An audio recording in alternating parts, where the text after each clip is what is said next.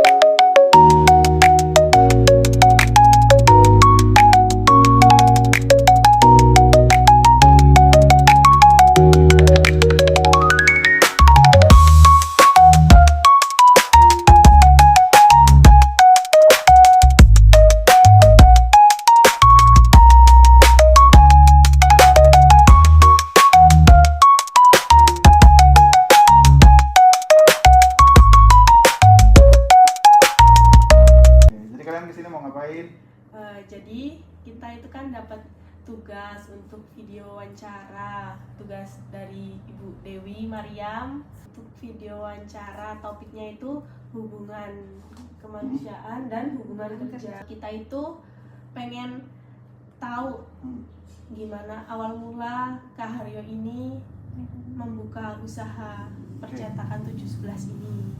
Oke, sejarah Percetakan 711 ya. Ya. Jadi Percetakan 711 itu start from mulainya itu dimulai dari tahun 1997 ya. Jadi udah berapa tahun? 28 ya.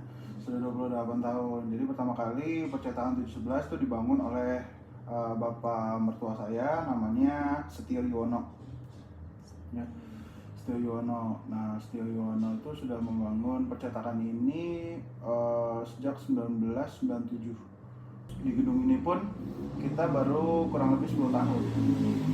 Ya, jadi sebelumnya ngerintis di rumah posisinya. Ada sekitar 5 sampai 8 tahunan lah di rumah itu. Ini kan udah diceritain tadi sejarah 711 ini. Dan mungkin langsung ke topiknya. Gimana cara Kak Haryo ini membangun hubungan kemanusiaan yang baik sama ke karyawan yang ada di Percetakan 711 ini. Oke. Bagaimana memanusiakan manusia? Iya, bagaimana memanusiakan manusia. Jadi pertama, karena saya pernah ada di posisi pekerja, saya bekerja, ya jadi saya tahu gimana rasanya membantu perusahaan untuk bertumbuh. Pertama itu, terus kedua, bagaimana kita bisa mengapresiasi karyawan. Terus yang ketiga, gimana caranya supaya karyawan itu betah, nyaman ada di kantor kita. Nah, bagaimana saya atau perusahaan membuat teman-teman itu nyaman, itu sebetulnya bagian dari bagaimana memanusiakan manusia.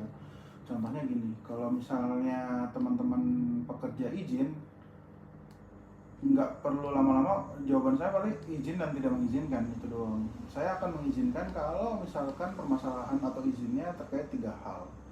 Ya, yang pertama itu adalah terkait terkait izin syar'i ya, tiga-tiganya itu pertama karena orang tua, kedua sakit, tiga info kabar duka.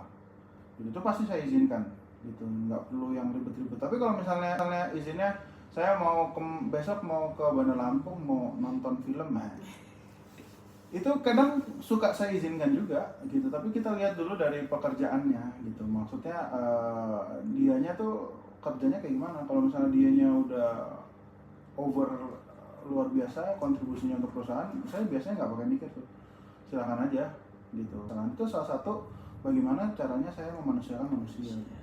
Terus yang kedua pasti mengapresiasi teman-teman yang sudah bekerja gitu.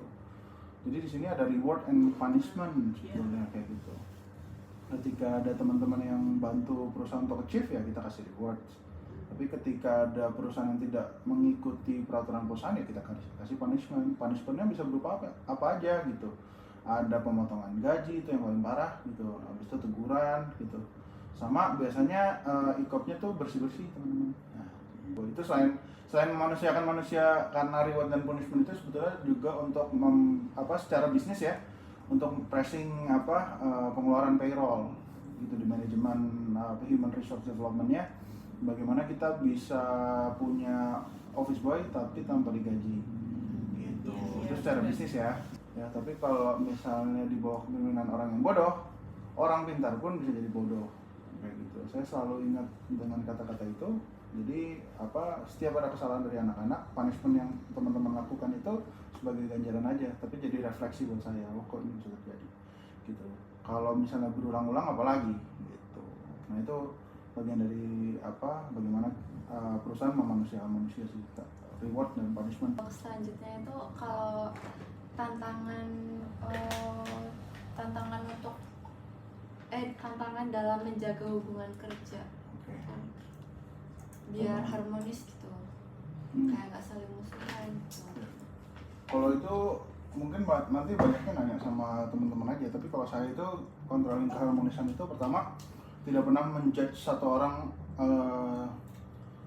secara subjektif mungkin ya gitu. Jadi kadang kan ada aja tuh yang laporan terkait si A kurang kerjanya kurang benar apa segala macam gitu, dilaporin ke saya kayak gitu. Saya tuh nggak pernah langsung ngejudge si A nih jelek gitu, nggak gitu. Yang saya ketika dapat laporan kayak gitu, saya manggil si A-nya malah gitu. A-nya saya panggil, abis itu saya tanya gimana kerjaan apa segala macam, ada masalah apa enggak gitu. Ya, terkadang-kadang malah dilemparin balik sama dia, ternyata yang laporin yang bikin dia kurang kerjanya kurang efektif gitu. Makanya saya nggak pernah nilai orang itu misalnya dapat laporan apapun tuh langsung ngejudge dia yang salah gitu, enggak. Tapi saya selalu mendengarkan dari kedua sisi, dua pihak gitu. Saya selalu kayak gitu, dan saya tidak pernah menyalahkan salah satunya gitu, karena paling masalahnya itu miskomunikasi ya. Habis itu baperan ya, itu salah satu baper jadi. Terus yang paling sering sih miskomunikasi gitu. Jadi si A ngerasanya gimana, si B nih yang ngelaporin ngerasanya kayak gimana gitu. Jadi kan karena mereka udah salah paham antara keduanya, udah sama-sama salah paham, nggak ada yang mau disalahin ya, iya dong. Gua itu bahasanya itu bukan membuat sekat ya, tapi membuat alur komunikasi mungkin ya gitu. Kayak anak-anak yang baru tuh pasti nggak bisa langsung ke saya gitu. Kenapa kayak gitu? Karena kadang-kadang yang senior merasa suka dilampauin. Tapi setiap gajian di akhir bulan itu pasti saya selalu melakukan yang namanya deep sharing. Nah itu salah satu kita berkomunikasi ya gitu. Deep sharing itu kita nanyain gimana kerjaan, apa kira-kira permasalahan kayak gitu-gitu. Dan itu bisa kita gajian itu kalau ngasih gajinya mah cepet ya, transfer kan cuma berapa detik nyampe, ngasih amplop pun ada yang minta cash, ada yang minta transfer soalnya. Kalau di kita masih kayak gitu. Nah itu itunya cepat gitu, tapi lama ngobrolnya. Dan itu biasanya quality time saya sama anak-anak lah.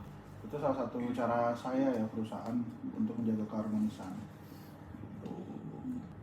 Apa harapan Kak Haryo terhadap hubungan kemanusiaan dan hubungan kerja percetakan ini untuk kedepannya? harapannya terkait masalah apa tadi, hubungan kemanusiaan dan hubungan kerja. hubungan kemanusiaan dan hubungan kerja. Harapan saya sih ke depannya semoga ada orang yang bisa menggantikan saya untuk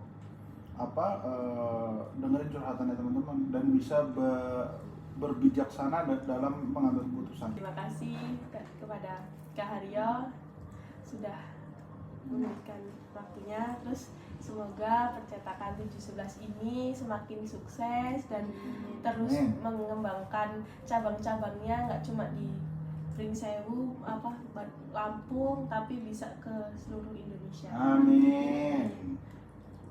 Terima kasih ya. Kak, kita di sini mau tanya-tanya seputar kerja, hubungan kerja antara karyawan sama karyawan. Oh, kalau misalkan pasti kan kalau di tempat kerja itu kan ada kayak ada konflik atau ada salah paham gitu kan Kak.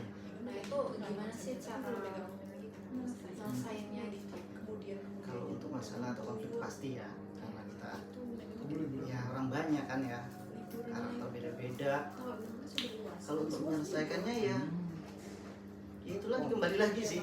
Masuk lagi.